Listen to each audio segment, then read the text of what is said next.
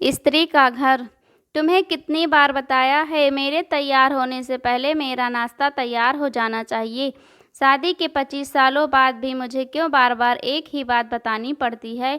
ललिता, तुम्हें क्या है, तुम तो आराम से घर पर रहोगी, मुझे काम पर जाना पड़ता है। तुम हो कि हमेशा बेवकूफ़ों जैसी हरकत करती हो। अगर तुम यह जानबूझकर करती हो तो याद रखना, मुझसे बुरा कोई नहीं होगा। आज भी प्रभास का पारा चढ़ा हुआ था। इन कटु शब्दों में अपना गुस्सा उतारते हुए, गीला तौलिया किसी कुर्सी पर फेंकते हुए प्रभास गुस्से से ललिता की तरफ देखने लगा। ललिता के लिए प्रभास का यह बेवजह का गुस्सा कोई नई बात नहीं थी। वह महीने में 3-4 बार ऐसे ही ललिता पर बरस पड़ता था। पहले ललिता उसका विरोध किया करती थी, लेकिन जब कई सालों तक प्रभास में कोई बदलाव नहीं दिखा तो ललिता ने खुद को ही बदल दिया। अब प्रभास के कुछ भी कहने से ललिता को कोई फर्क नहीं पड़ता था। प्रभास की हर बात वो चुपचाप सिर नीचे झुकाए सुन लेती थी। शादी के पहले 5 साल तक ललिता ने पूरी कोशिश की थी कि प्रभास को बदला जाए, लेकिन फालतू का गुस्सा करना और बाद में ललिता को भला बुरा कहना, यह मानो जैसी उसकी आदत बन गई थी। कोई भी वाद विवाद होता तो प्रभास सीधा ललिता को बोल देता, अगर मैं तुम्हें अच्छा नहीं लगता तो क्यों नहीं चली जाती अपने मायके, क्यों रहती हो मेरे साथ? इतना सब कुछ होने के बावजूद ललिता प्रभास के साथ रहती थी, क्योंकि उसे अपने बेटे की फिक्र थी, और वह जाती भी तो कहाँ, अपने बूढ़े हो चुके माँ बाप को इस उम्र में परेशान करना वह नहीं चाहती थी। समाज और लोग क्या कहेंगे, यह भी तो उसे देखना था। वह इतनी पढ़ी लिखी भी तो नहीं थी कि खुद जाकर कोई नौकरी कर सके और अपना और अपनी बेटी का पालन पोषण कर सके। ललिता को अब अपनी फिक्र नहीं थी, उसको फिक्र थी तो बस अपनी शादी लायक हो रही बेटी की। ललिता नहीं चाहती थी कि पति पत्नी के झगड़े की वजह से काव्या डिस्टर्ब हो। काव्या की पढ़ाई पूरी हो चुकी थी, उसके लिए अब शादी के रिश्ते आने लगे। कई रिश्तों को काव्या ठुकरा चुकी थी। 2-3 महीने बाद एक अच्छा रिश्ता आया। रिश्तेदारों और पहचान के लोगों ने भी लड़के के बहुत गुणगान किए थे। प्रभास एक शाम अपनी बेटी के पास बैठकर उसे बताने लगा, काव्या बहुत अच्छा लड़का है, पढ़ा लिखा है, बड़ा घर है, बहुत अच्छी नौकरी है। ऐसे रिश्ते बार बार नहीं आते बेटा, इस बार मना मत करना।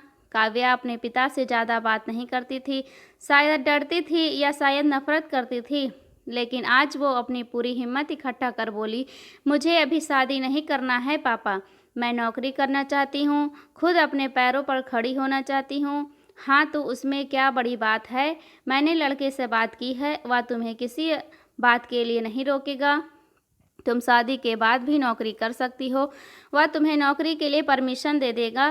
प्रशांत बोला, मेरा नौकरी करना या ना करना उसकी परमिशन पर क्यों डिपेंड रहेगा पापा? काव्या ने पूछा, मैं कह रहा हूँ ना, तुम्हें किसी भी चीज़ की कमी नहीं होगी। वह ऐसे रिश्ते बार बार नहीं आते, इसे ठुकरा मत, बहुत खुश रहेगी तुम वहाँ। प्रभास बोला, पापा क्या मैं उतनी ही खुश रहूँगी जितनी मम्मी इस घर में खुश हैं? काव्या ने तंज कसते हुए कहा, आज तुम्हारी जबान कुछ ज़्यादा नहीं चल रही है। प्रभात गुस्से से आंखें बड़ी करते हुए बोला, पापा मुझे शादी ही नहीं करनी है, क्योंकि शादी के बाद अगर वह लड़का आपके जैसा निकला तो मैं क्या करूँगी? मुझे आपके जैसा जीवन साथी नहीं चाहिए, जो बिना बात के मुझ पर हमेशा चिल्लाए। मुझे कुछ भी अपनी पसंद का लेना हो तो 10 बार सोचना पड़े कि कहीं वह नाराज़ ना हो जाएं। मेरी तबीयत कैसी भी हो उसे परवाह ना हो, रोटी थोड़ी सी मोटी बन जाए तो घर सर पर उठा ले, उसकी चेक बुक ना मिले तो भी मेरा ही दोष निकाले, और हर छोटी मोटी बात पर मुझे मायके जाने के लिए कहे। काव्या ने अपना दिल खाली करते हुए पापा से सब कह दिया। प्रभास का गुस्सा 7वें आसमान पर था, लेकिन उसके मुंह से एक भी शब्द नहीं फूट रहा था। वो काव्या की बातें सुन रहा था। काव्या उतना ही बोलकर चुप नहीं हुई। आज पहली बार वह अपने पापा के सामने इतना कुछ बोल रही थी। पापा, आपने माँ के साथ हमेशा गलत व्यवहार किया है। आप अपने ऑफिस का गुस्सा बिना सोचे समझे माँ पर उतार देते हैं, कभी इस बात की परवाह भी नहीं करते कि उन्हें कैसा लगता होगा। आपकी बातें सुन माँ ने अपना स्वाभिमान खो दिया। प्रभास आज पहली बार अपने किए बर्तावों पर को महसूस कर पा रहा था। वो इतना ही बोल पाया, जो तुम्हारा मन है वो करो, मैं तो इतना बुरा हूँ ना? काव्या ने प्रभास का हाथ पकड़ी और बोली, पापा मुझे सिर्फ एक सवाल का जवाब दे दो, क्या आप चाहोगे कि मेरा पति आपके जैसा हो? अगर आपका जवाब हाँ है तो कर दीजिए मेरा रिश्ता आज ही, और ना है तो मुझे आत्मनिर्भर बनने दीजिए। प्रभास कुछ भी ना बोल पाया और वहाँ से चुपचाप बाहर चला गया। आज उसे ललिता के सामने जाने में शर्म आ रही थी। चलते चलते उसकी आंखों से आंसू बह रहे थे। प्रभास ने आज से अपने आप को बदलने का निश्चय किया। अगले दिन से ललिता ने अपने पति में काफ़ी बदलाव देखा। वह सोचने लगी कि जो हिम्मत काव्या ने दिखाई है, वह हिम्मत अगर मैं पहले ही दिखा देती तो शायद आज परिस्थिति कुछ और होती। अब काव्या पढ़ लिख कर अच्छी नौकरी करने लगी थी और 3 साल बाद उसके लिए एक अच्छा रिश्ता आया। और उसकी विदाई पर प्रभास बोला, बेटा तू हमेशा खुश रहेगी क्योंकि तेरा पति तेरे बाप जैसा नहीं है। प्रभास की यह बात सुनकर ललिता और काव्या की आंखों से आंसू बहने लगे।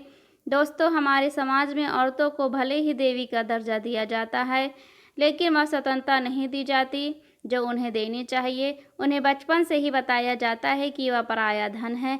स्कूल से आने में देर हो जाए तो पिटाई मिलती है, मोबाइल पर बातें करते हुए दिख जाए या खिड़की से झांकते हुए दिख जाए तो शक किया जाता है। माँ बाप का घर तुम्हारा नहीं है, पति का घर ही तुम्हारा घर है। जीवन भर यह बातें बता बता कर उन्हें ससुराल भेज दिया जाता है और एक दिन किसी छोटे मोटे झगड़े में ससुराल वालों से उन्हें सुनना पड़ जाता है कि इस घर को छोड़ दो और मायके चली जाओ। अब आप ही बताओ दोस्तों, ऐसी स्त्रियों का सच्चा घर कौन सा? आखिर वह किस घर को अपना घर कहे?